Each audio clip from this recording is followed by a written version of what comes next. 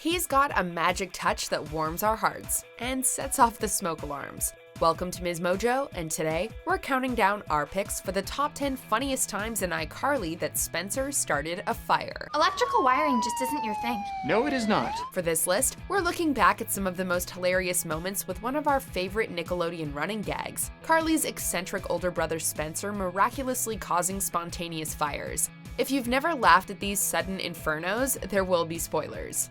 Number 10, the fire station. After too many accidental fires, the Seattle Fire Department refuses to answer Carly and Spencer's emergency calls anymore, clearly fed up with Spencer's little incidents. I tried so hard to put the fire out myself, but it just kept getting bigger and bigger and bigger. What are you doing? Why are you? You're pushing me. What is he? I see it. Okay. Spencer tries to make peace with the department and ends up volunteering his time to help around the station. Unfortunately, Spencer ends up starting a kitchen fire and getting himself and the firefighters trapped in the blazing building. Smell something burning? No. Fire!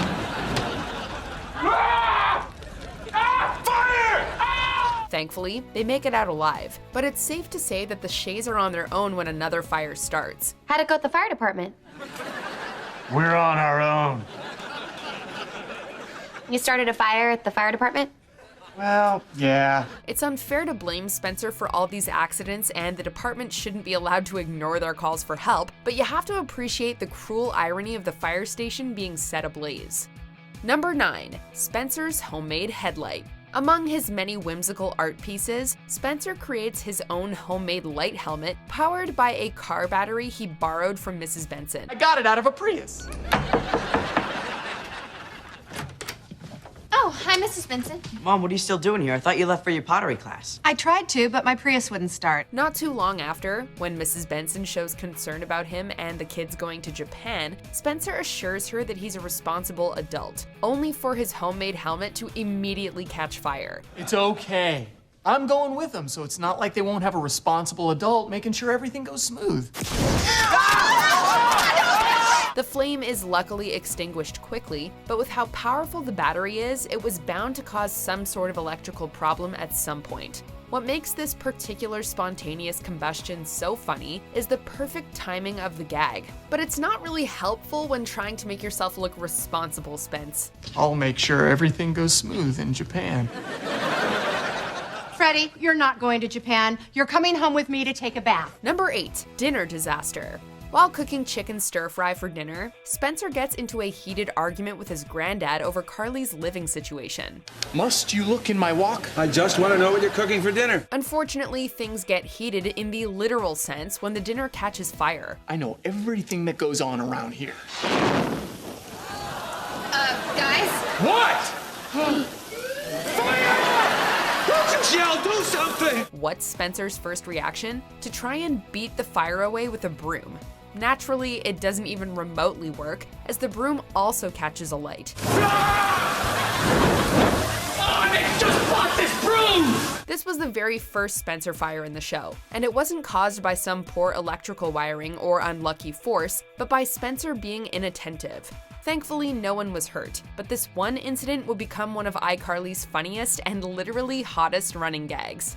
Number 7, the electromagnetic Christmas tree. Rather than get a traditional Christmas tree as Carly wanted, Spencer makes his own homemade tree made from junkyard scrap and a dangerously large electromagnet, much to Carly's disappointment. I thought you loved my sculptures. I do.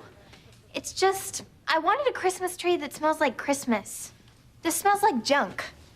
And yard. While Spencer's magnet tree is impressive, it ends up catching fire, of course, and burning the Christmas presents. An infuriated Carly chews Spencer out for his fake tree, wishing that he were born normal. Do you know how much time and money I spent on these presents? I guess the electromagnet. Why couldn't you have just gotten a regular tree? One that didn't set all the presents on fire. I wish you'd been born normal. Okay, maybe Funniest Times was the wrong title for this video. Thankfully, this particular inferno turns out to have just been part of a dream, teaching Carly to appreciate her peculiar older brother. Absurd sculptures, spontaneous combustions, and all. No one touches this tree. I thought you hated it. I do not. It's my favorite tree ever. Come on, let's put it back over there where it belongs. Number 6, Spencer's baking blunder. To hide the fact that Sam and Freddie are dating, Spencer makes up an insane lie to Mrs. Benson about starting a bread business. To ease his guilty conscience, Spencer actually starts baking bread to keep up the illusion. What could possibly go wrong, right? Later on, Spencer goes to check on the bread. The minute he opens the oven, a massive fireball greets him as his loaf of bread is engulfed in flames. Perfect timing. I think my loaf of bread is just about done.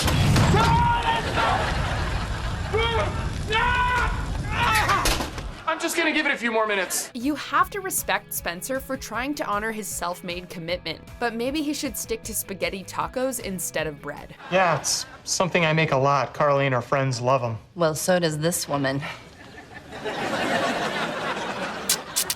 Number 5, the final fire. In the very first episode, we can already see that Spencer is an amazing sculptor. One of his first creations we see is a squirrel made from parts of his old video camera. Anyway, would you let me borrow your video camera?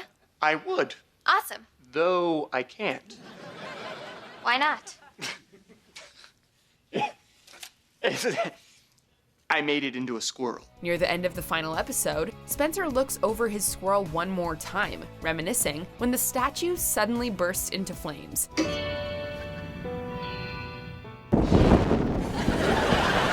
Fittingly, the squirrel was the very last item to catch fire in Spencer's final scene of the series. And what makes this spontaneous alighting funny is how Spencer doesn't even flinch. He just smiles knowingly while his statue burns, showing that he's come to accept that accidental fires are just a part of what makes him the artistic goofball we know and love. I'm not all about goofy antics and spontaneous fires. But mostly you are? Well, yeah. Number 4, the Fire Extinguisher. With how many accidental infernos he's caused over the years, Spencer decides to buy a fire extinguisher to add a little extra protection and hopefully stop relying on the fire department. The fire department sent us a letter saying we've reached our maximum number of calls for the year. So I bought this. He fixes the nozzle to make it more powerful and tries to demonstrate to Carly how to properly use an extinguisher. Imagine I'm not home and that cup is on fire. You don't just go, oh, I'm a young girl at home and there's a fire. Ah, now what do I do? Ah. Nope. Unfortunately, the tune-up he gives the extinguisher ends up turning it into a flamethrower, setting a paper cup ablaze. Fortunately, Carly is there to put out the flames with ease, but it still astounds and amuses us how Spencer can turn a handy firefighting device into a tool of burning irony. And then you just put the extinguisher back in its wall bracket. Number 3, Spencer's new drums. Leave it to Spencer to give new meaning to the term hot music. When he finds an old drum set at the junkyard, Spencer decides to reassemble it so that he can audition to be part of a rock group. Well, there was a flyer in the lobby for a band that needs a drummer, so I found these at the junkyard and I'm gonna fix them up and try out. Awesome! He finally manages to fix the kit and tests it out, only for one of the cymbals to catch fire. And all Spencer can ask is how it's even possible. Okay, all fixed, which means I'm now officially a drummer.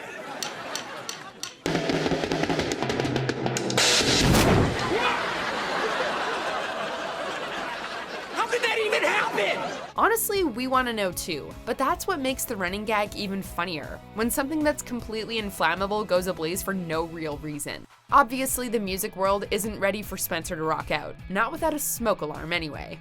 Number 2, Carly's bedroom. For Carly's birthday, Spencer makes her a desk lamp made out of multicolored gummy bears.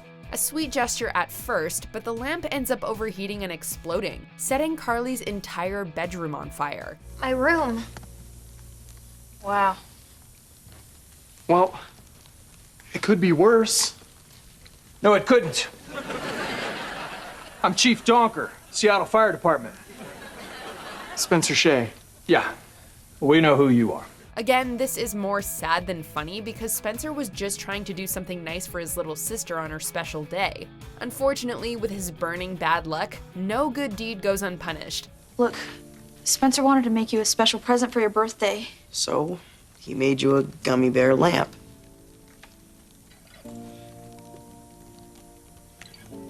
Carly, Hey, I bet what that goat did to you last year doesn't seem so bad anymore. Fortunately, it turns out that this accidental fire ended up giving Spencer the means to rebuild Carly's bedroom and make it better than ever, showing a more helpful side to our favorite artist's accidental infernos. A gummy bear chandelier? Made of fire retardant gummy bears! Yes! You got your room back? Except for your old photos and other personal items that can never be replaced. Before we unveil our number one pick, here are a few red-hot honorable mentions. Yeah, just tightened the toe bearings and lubed up the wheels and then... Ah! Ah! Ow! Do something! Man, Pete. Ah!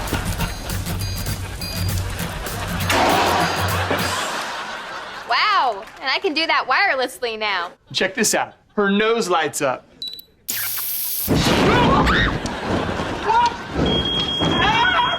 I'll call the fire department. I'll disable the smoke alarm.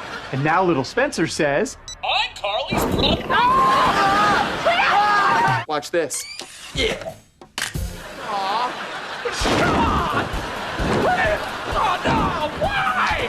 Before we continue, be sure to subscribe to our channel and ring the bell to get notified about our latest videos. You have the option to be notified for occasional videos or all of them. If you're on your phone, make sure you go into your settings and switch on notifications. Number 1. Front desk bell. When Spencer steps in as a temporary doorman, his first order of business is to fix the bell on the front desk lobby when it stops ringing. He manages to repair it, but it immediately catches fire, forcing him to put out the fire with his drink. Sweet!